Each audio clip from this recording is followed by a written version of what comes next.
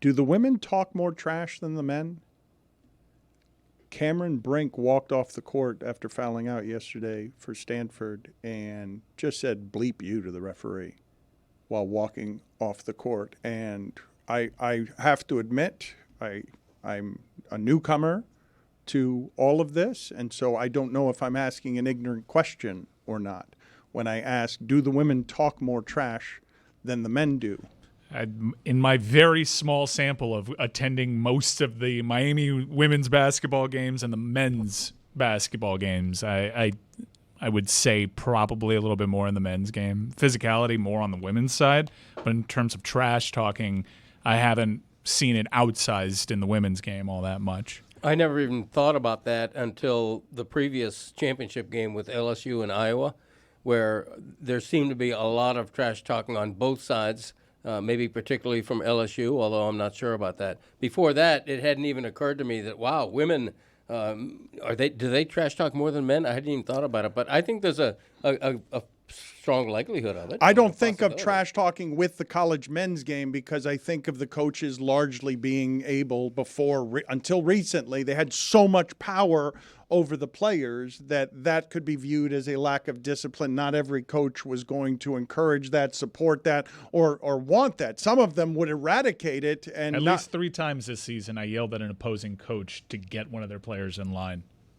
Oh, Virginia Tech, they annoyed me. Last year, Louisville, the kid ended up going to Arkansas, who spent a lot of money in the NIL market and ended up having a losing year. But these kids would go down the court and have a go at Coach L. Really ticked me off. Really? What would they say? Pit those everywhere, man. Like, what would they say? Was it gestures? Or like they would gesture in the direction of Coach L. Imagine. What has he done? He's a sweet old man. He is a sweet old man. He's not going at you. Picturing an indignant Mike Ryan in row 3. Like, hey, you don't do that to my coach. On behalf of his coach, Coach Grandpa, come on. Yeah. I love doing that there because they hear you. They definitely hear you. And yelling at the other coach, hey, get him in line! Yeah. Hey, sit down! I've talked to opposing fans at the women's games across the aisle. I'm like, I had a little, yeah! No, you! No, you! Put it on the poll, please. Are you someone who taunts opposing fans at sporting events? Yes or no? I want to circle back for a second to this Kim Mulkey story because I remember actually a conversation with a journalist friend of mine, had to be close to 20 years ago, where I was explaining to him that the things that he and I care about are dying or dead in journalism, that people don't care about the stuff that goes into how a Kim Mulkey story gets reported. So I will tell you, because I'm guessing that most people listening to this, when Kim Mulkey comes out and says, they gave me till Thursday to respond and sent me the questions on Tuesday, the big stuff gets lawyered. The big stuff where you have to make accusations that are dangerous because a Kim Mulkey might sue you, that's not something that's done hour to hour or even day to day. You have this. If they were trying to get her for 2 years and have finally nailed stuff down and are saying you have 2 days to respond, it's because they've gone through a vigorous amount of vetting on the questions that they have and how they're going to ask them. Now, I understand that Kim Mulkey is presenting to the audience the viewpoint of hit piece, somebody just write something. And what happens when journalism is aspiring to do something that is fair, that is objective, that is fact-based, and it gets torn apart by both skepticism that exists before you even arrive at the story, but someone who can then go with the megaphone to the ignorant. And I'm not calling the supporters of Mulkey or Trump here ignorant, but I am saying where people yell fake news to undercut this.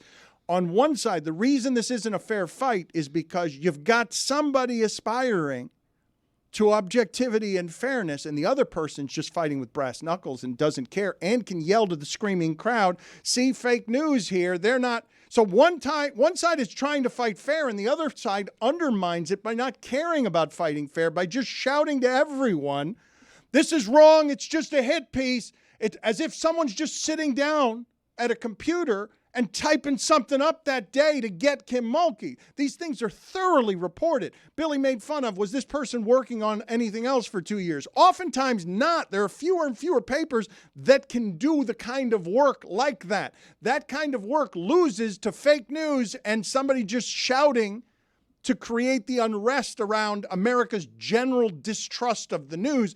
And it's really sad to see because journalism can't win that fight. Like, this story will be fair and vetted. And when it comes out, you can rest assured she will not be able to sue them. She will threaten to sue them. She will make a lot of noise around suing them. But I assure you that the best lawyers in journalism for the Washington Post will make it so that that story is unassailable ethically and legally, and that it takes a great deal of care to get it in that position. And I just find it debilitating that someone like Kim Mulkey can undercut that with writing down some words on a piece of paper for when she's done an hour's worth of work on rebuttal and 2 years worth of work have been done on talking to reluctant people and finding people who are scared to talk and making sure that anonymous sources can be supported by multiple sources that aren't anonymous so that anything that is put in front of a lawyer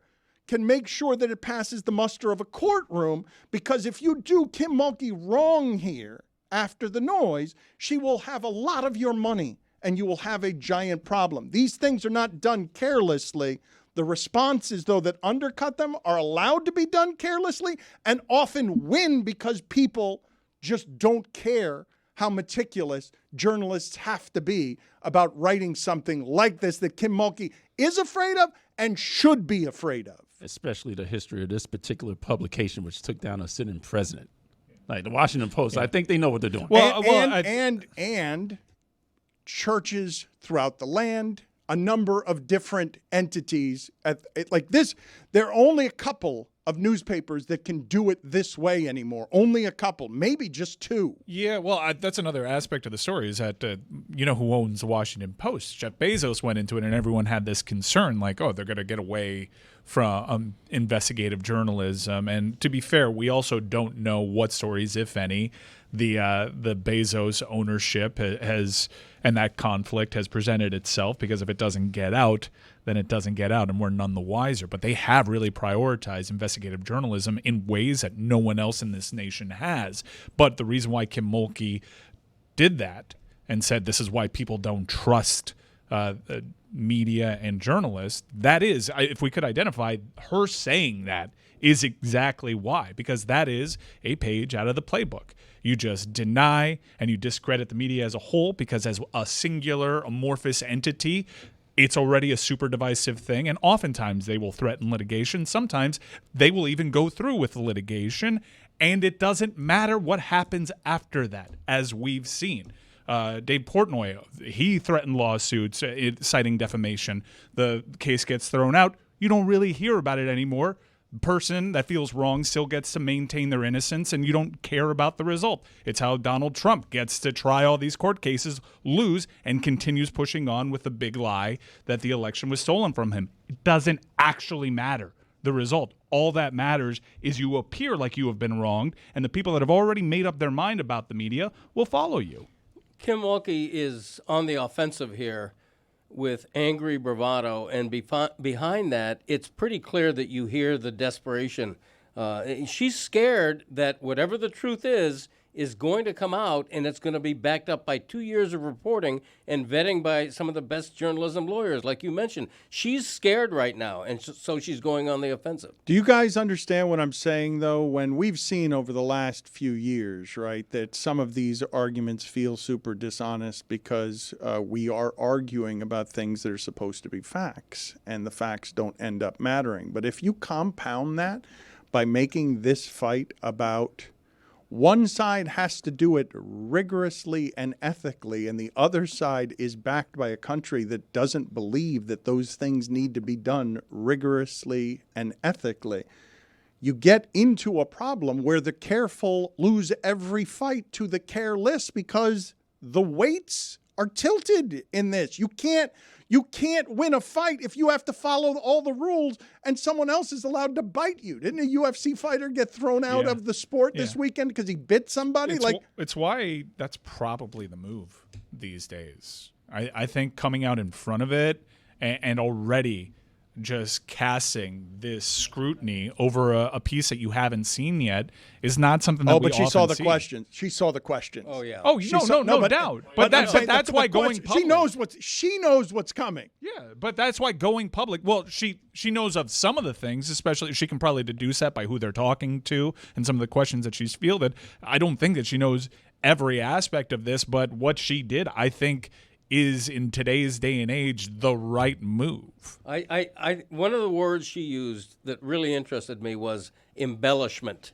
Okay, when you accuse somebody of anticipated embellishment, what you're saying is there is truth there, but he's exaggerating it. I think she knows that some bad truth about her is going to come out, so she's taking the offensive to use words like embellishment. And already put in her spin, which is the people that they're talking to that actually cooperated with this and didn't rebuff those advances. She framed them as people that already have axes to grind. So you add that other dash of skepticism and what you're coming out to see, and when the story does inevitably drop. And Kim Mulkey, I think that's a big fat mission accomplished for her. And she's giving the Washington Post the best possible publicity by going on the offensive with this. Not the best possible. Better would have been if she had dressed the way she normally does with two ducks on Or her if she shoulders. said it's all true what they wrote. That would give pretty good publicity. Read the actual story. Can you let me finish the duck joke before? No. Reset it. No, it's gonna start over. Yeah. It would have been better if I know it's butterflies on her jacket. No, two actual ducks, mallards on her on her shoulders. I mean, That was a good joke. That's a good joke. But in fairness, though, great, I mean, man. that sounds like embellishment, and we're here talking about not embellishing things, Dan. I mean, you're not doing service to this argument. I would have been. Is it embellishment? It's a disservice. Would you be totally surprised if she had a couple of geese on her shoulders No. when she appeared the next time? Geese or duck? Which is it? I'll go. I've ended the last two segments screaming. I know many of you have made a lot of fun of me and the national media in general for how we started the last college football season celebrating Deion Sanders, and then all they did the rest of the season was lose. And Colorado has sent out a bunch of numbers about how he has helped admissions, how in general he's brought a great deal of money to Colorado that football brings when football is relevant. And now, when college football becomes more mercenary than it's ever been, more overtly business than it's ever been, he is shaking at the constructs of everything by going on a podcast and saying that his son Shedeur, that he's going to be a top 4 pick, and Travis Hunter is going to be a top 4 pick, and he's saying that he's going to Eli the situation, that there are certain teams they will not play for. That, and I said, when I say top 4, he's not saying 4 rounds. He's saying the first 4 picks. And Deion Sanders is going to be dad who isn't going to allow the business to control where his son goes. He's going to be Archie Manning. Archie Manning made this mess with Eli. Eli didn't want to go to San Diego, wanted to play in New York. Archie Manning's motives were very simple. Archie Manning was great at quarterback and played for a bunch of losing teams and didn't want his sons beat up by bad organizations. And so he simply wouldn't allow his son Eli Manning to play for the Chargers. And Deion's going to do the same thing with his son. And Travis Hunter, which is also a very curious setup that they have, gives you insight into the type of relationship he has with Travis Hunter, because he is treated like he's a son and he's giving voice to that. But not only is he treated like a son, you guys have to understand that one of the master businessmen in the history of athletes making money in sports has 2 chips and isn't going to do the NFL the way everyone else does the NFL. How do you imagine it's going to go? Because it was one thing when Caleb Williams' dad is testing the the confines of the freedom, saying, well, wait a minute, I don't understand the rookie scale. Why can't my son have partial ownership in the team? Why are there all these rules? If you make the finances start in college and you start giving the players power, you realize they're going to start shaking the entirety of the system if they're good enough to do it. But also, we'll see, right? Like, Eli was the number 1 pick and was still drafted number 1, and then they had kind of like their tantrum, and then they eventually got what they wanted. He's saying Shedeur is going to be a top 4 pick, but he still has to play next season and be a top 4 pick. And then also, like, if you don't like him at number 4, where the money's like $36.9 million, you like him at number 23, are you going to sign for 14.9 and cost him $20 million to prove a point? You're absolutely right, but we'll see is a lot less fun than thinking of Deion trying to do what Caleb Williams' dad was doing to the NFL, because it won't be as quiet. It won't be as shadows. It won't be as leaked reports over here say that they think Caleb Williams' dad is a problem. Deion's not going to back down from that. I don't know if it's been reported, but I can tell you Caleb Williams was, as you can probably gather from some of his public comments, Caleb Williams was exploring every single possible option. I know he was getting plenty of advice and was really considering entering the supplemental draft potentially. And even he kind of succumbed to the fact that, yeah, you're going to go to Chicago. So we haven't really seen someone that isn't considered a consensus top 3 pick flex in this way without baseball or something else to leverage. Kyler Murray did so. John Elway did so. Famously, they had their options. So right now, in a different sport, we're seeing LeBron James thinking that Bronny James is a lot better than scouts seem to think Bronny James is, particularly when you factor in the cardiac concern. He has backed off that a little bit. Okay, so it's not the least bit surprising that Deion Sanders would do what he's doing or think the world of his son, but I really do have to know that his son is a top 4 pick, because I haven't heard that. Now, he's projected. His son's good, man. He's projected. I see a mock draft for 2025 where he's the first pick. Yeah, he's up there. And Travis Hunter, like, it's not outside the realm of possibility, especially if they put together a good year, right, that they're both top 5 picks. Big variable, though. Okay, but we can, again. More power to him. More power to Deion Sanders. Careful with that. For trying to take control. No, but careful. More power to power Deion to Sanders. Deion Sanders? Be careful. Be careful with how much power you give Deion Sanders, because look, what you and Billy are saying is absolutely fair. It's also not interesting to think of them not being able to challenge the system. But Deion Sanders, as stage dad for his quarterback son, not wanting certain cities to draft his son, he's going to name those cities. This stuff won't happen quietly. It's going to be done publicly, because this person isn't interested in doing business the way these entities have always done business.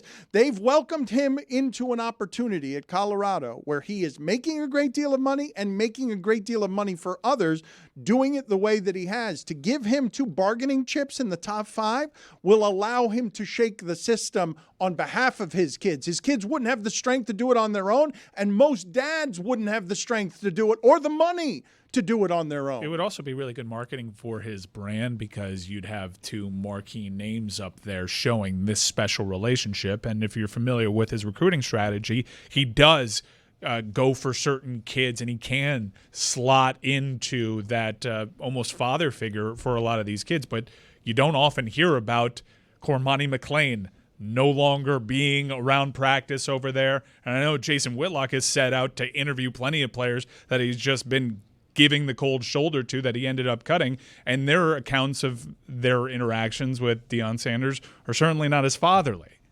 I mean, if I was a prospect, I think it'd be reasonable also to wonder his commitment to Colorado past next year, right? When you're kind of talking about this, and this is the end game, I'm going to try to get them where I want them in the NFL draft. If I'm going in, I'd be like, are you still going to be here after they're gone? Like, if this is your focus right now?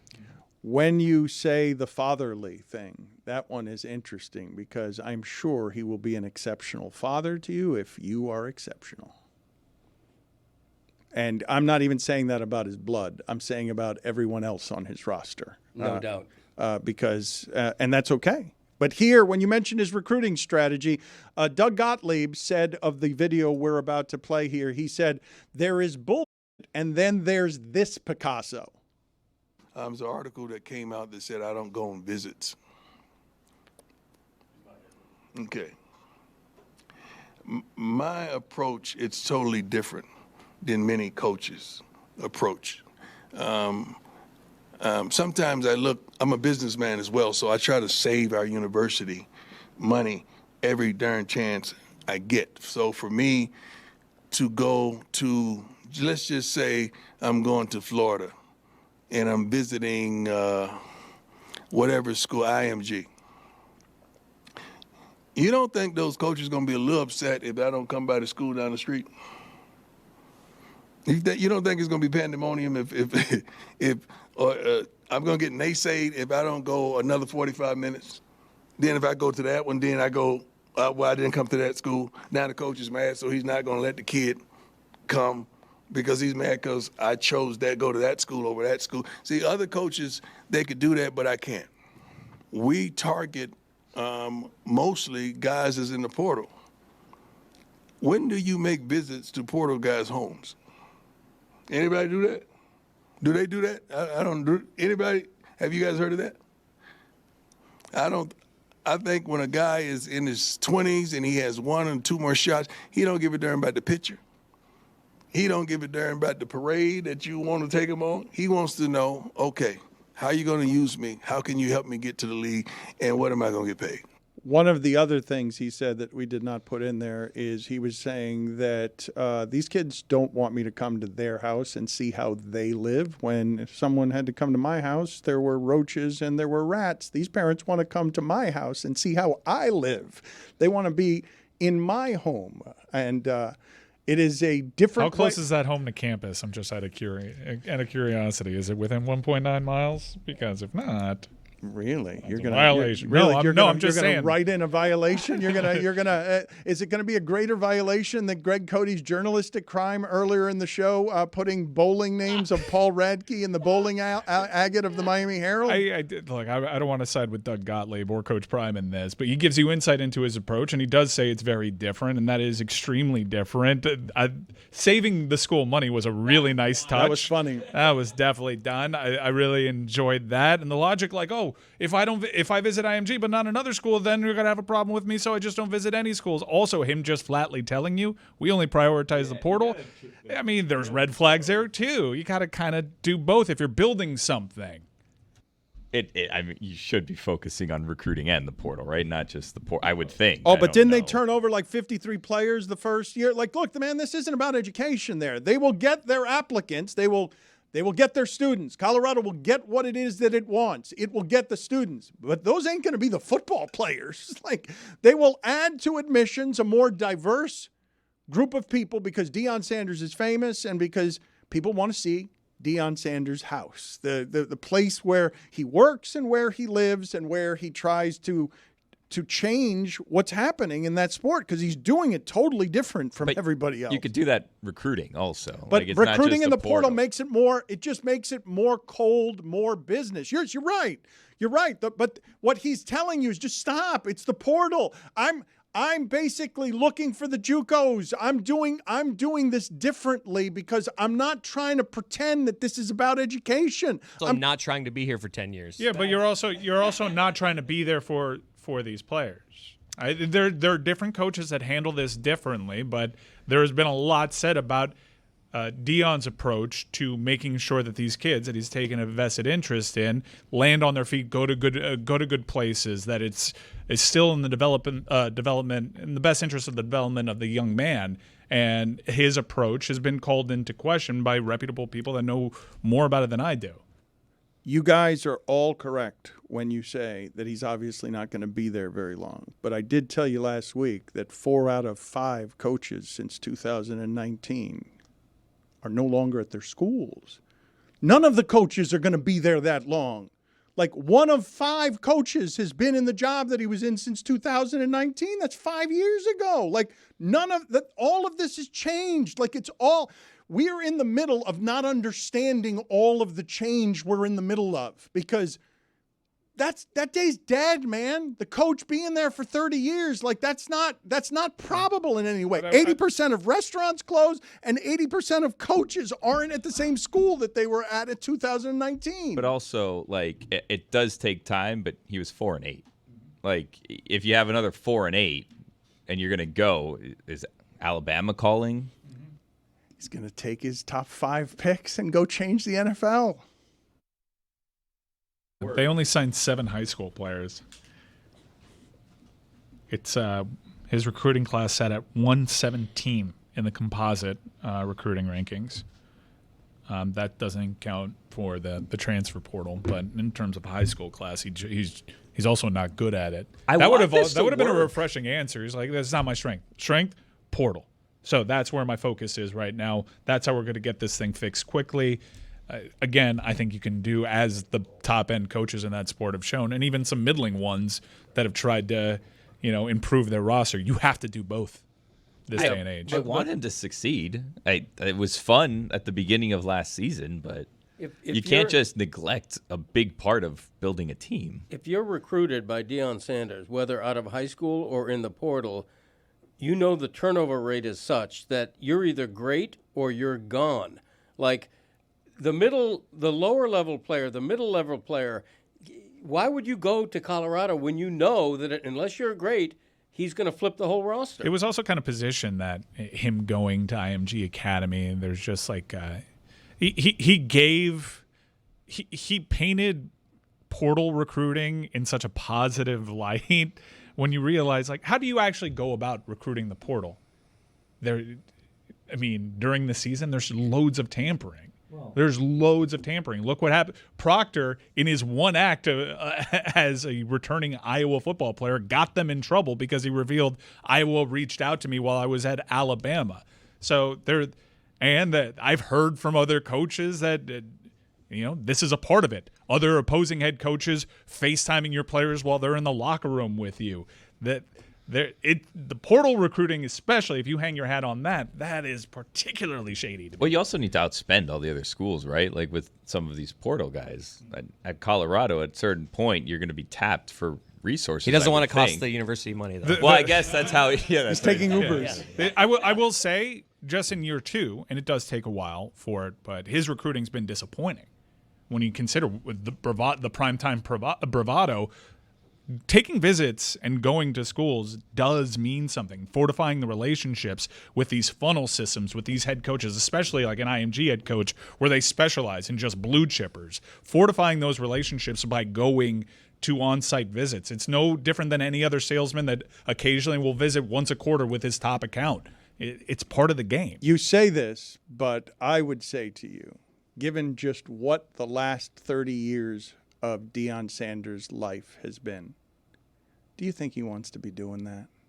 Like, I understand it's part of the job. I understand exactly what you're saying. He ain't doing that part of the job. He's not going to go and go to a bunch of cities he doesn't want to go to and a bunch of homes that he doesn't want to go to. Right. But this is all data. Like, he's unlike any head coach that we've ever seen. And he was going to fast track. He essentially gets to skip the line. Like, no, I'm not going to take an assistant job.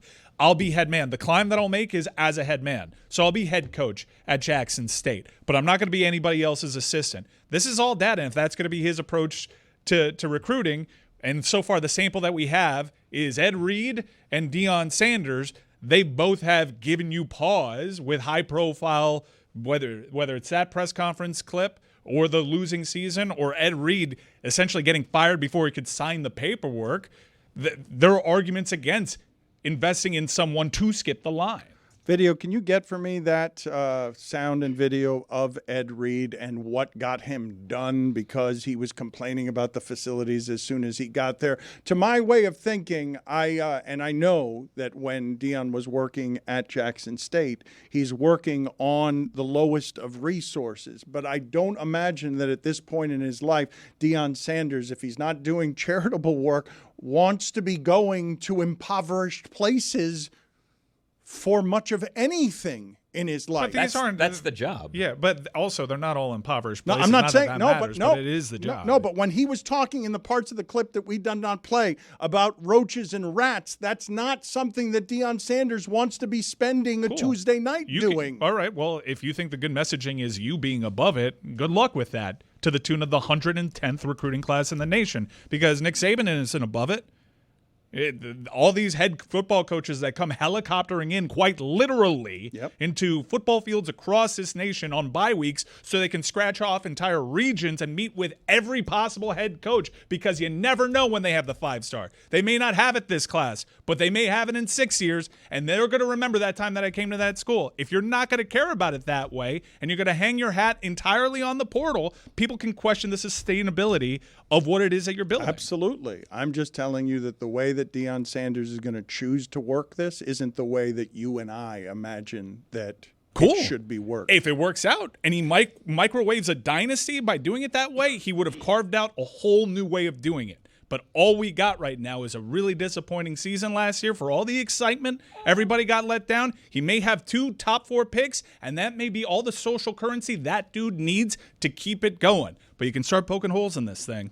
I think last season was relatively successful. They became a national brand, short-lived as it was. Like, Colorado is a destination that people will want to go play for, and Deion Sanders. Really? You can They're 117th.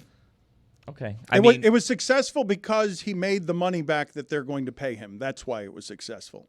Well, and they were coming off a 1-win season the season before, and the season before that was a 2 or 3 wins or 4-win season. So, they haven't had much success. They had national shows there. They got the attention. I mean, he has to keep going, though. All that attention got 7 kids, and all of 7 kids to watch as impressionable teenagers, as high schoolers, and say, I want to go to Colorado. He only got 7 kids for all that excitement, for how cool it looked on the McAfee show, for how great game day looked, for how amazing that first week 1 win at TCU was. He got 7 kids to say, yeah, that's where I want to be. If you're Deion Sanders, your best recruiting tool Fight through. is that you're Deion Sanders. If I'm Deion Sanders, why do I want to go to some small town into some kid's living room when they know who I am? I don't have to introduce myself. You're right. You're right. This is a totally different way to look at it. I would say, what, you're too good for me?